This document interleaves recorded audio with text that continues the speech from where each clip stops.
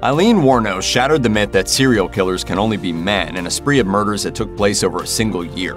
This is the true story of female serial killer Aileen Wuornos. Aileen Carol Wuornos, known as Lee to her friends, was born on February 29, 1956 in Rochester, Michigan. Wuornos spent the first decade of her life believing that her grandparents, Lori and Britta Wuornos, were her birth parents. In truth, Aileen and her brother Keith were the children of Lori and Britta's daughter Diane. In 1953, Diane, then just 14, married 17-year-old Leo Pittman. 10 months later, their first child, a boy they named Keith, was born. Pittman, bent on controlling his young wife's life, forbade Diane from leaving home while he worked a variety of jobs, ranging from gardening to making chrome car bumpers. Pittman was also a petty thief who graduated to more serious crimes. Arrested for auto theft, Pittman was given the choice between jail time and enlisting in the Army. He left for basic training in 1955. With Pittman away, Diane, who was already pregnant with Aileen, filed for divorce. When Aileen was 2, Diane Wuornos abandoned her children, leaving them in the care of friends. Lori and Britta Wuornos soon adopted Aileen and Keith and rarely spoke of Diane. Leo Pittman never had any contact with his daughter. According to author Sue Russell in her book Lethal Intent, Lori and Britta Wuornos cultivated an appearance of decency and propriety in their suburban community of Troy, Michigan. The son of Finnish immigrants, auto worker Lori was a firm disciplinarian, which was a typical trait of 1950s fathers. However, life for Aileen and Keith in their grandparents' home was anything but ideal. For Aileen in particular, it was a nightmare. Aileen suffered frequent beatings from her grandfather. At 14, Aileen Wuornos became pregnant. Although never positively identified, it has been alleged that the father was a friend of her grandfather. Expelled from the family home, Aileen gave birth in a home for unwed mothers in Detroit, and the child was put up for adoption. Following the birth of her child, 15-year-old Aileen Wuornos was allowed, if not accepted, back into her family's home. The pregnancy had embittered an already volatile Aileen. Resigned to life in a loveless home, Aileen initially complied with her grandparents' rules, but lingering resentment soon drove her away again. Having returned to high school, Wuornos dropped out after a few months. Soon after, she wound up in a juvenile detention center. While detained, Wuornos became adept at the game of pool. Later in life, Wuornos' skills with a cue would serve her well as a shrewd pool hustler. After her stint in juvenile hall, Aileen again returned to the Wuornos home, but after several attempts at running away, her grandfather forbade her to return. Homeless, Aileen Wuornos turned to prostitution and theft to support herself. Sleeping in the woods and in abandoned cars by night, she spent her days hitchhiking, drinking, and using drugs. Neighbor Jean Keir told author Sue Russell, "She was unloved, unwanted, and always in the way, and I think it gave her one hell of a chip on her shoulder." By the age of 18, Aileen Wuornos had graduated from truancy, petty theft, and shoplifting to burglary and more serious crimes with greater consequences. As detailed by Michael Reynolds in his 2004 book Dead Ends, Wuornos' adult rap sheet outlined the life of a violent troublemaker on her way to becoming a career criminal. In 1974, Wuornos was picked up by the police in Jefferson County, Colorado. Using an alias, Wuornos was charged with disorderly conduct, driving under the influence, and firing a pistol from the window of a moving vehicle. 2 years later, she was arrested again, this time by Antrim County, Michigan police for simple assault and disturbing the peace. At that time, she was also wanted for consuming alcohol in a vehicle and driving without a license. On May 20, 1981, Aileen Wuornos was arrested for the armed robbery of a convenience store in Edgewater, Florida. That crime landed her in a Florida prison for a year. Nevertheless, Wuornos was back to her criminal ways by 1984 when she was arrested for passing forged checks. Arrests for grand theft auto, illegal weapons possessions, weapons theft, and multiple instances of assault and battery marked Wuornos' police record throughout the 1980s. Wuornos would attempt to use a number of aliases to cover her tracks. Aileen Wuornos had a string of failed and abusive relationships with men. A marriage to a wealthy man 3 times her age ended after a month. Wuornos claimed he beat her with a cane. To Wuornos, men were only good for the quick cash she needed to survive. In the spring of 1986, Wuornos at last found the love she had spent a lifetime looking for when she met Tyra Jolene Moore at the Zodiac Bar in South Daytona.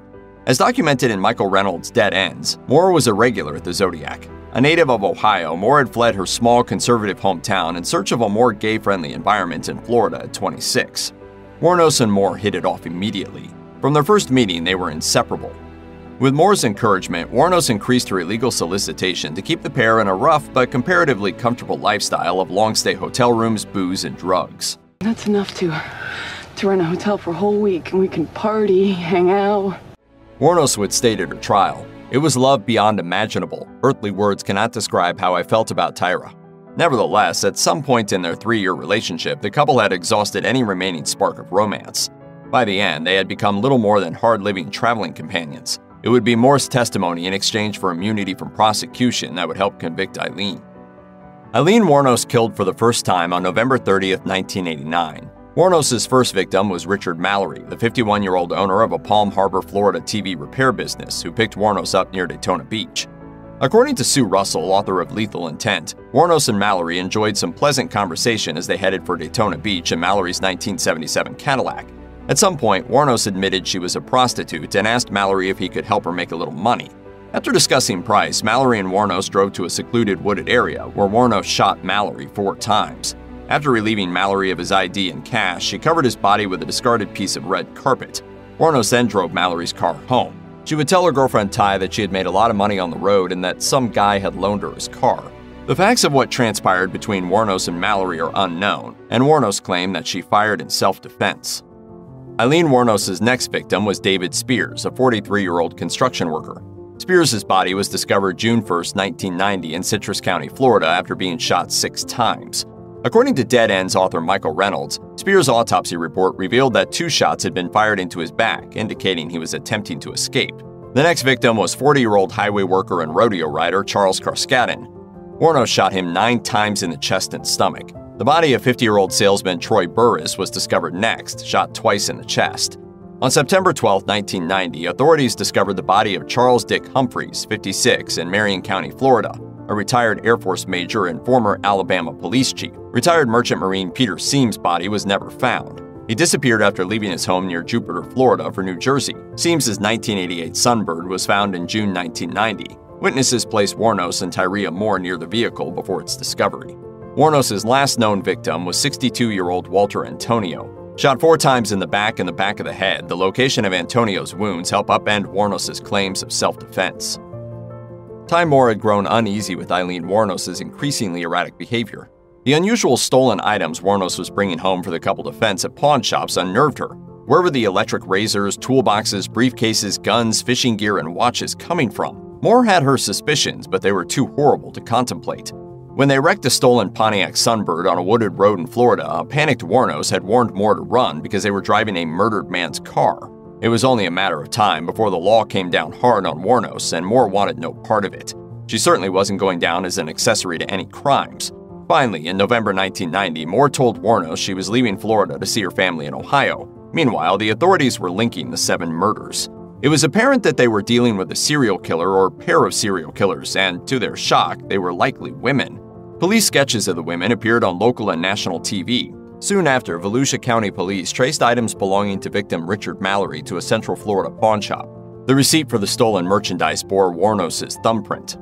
On January 9, 1991, Aileen Wuornos was arrested at a Port Orange biker bar called The Last Resort.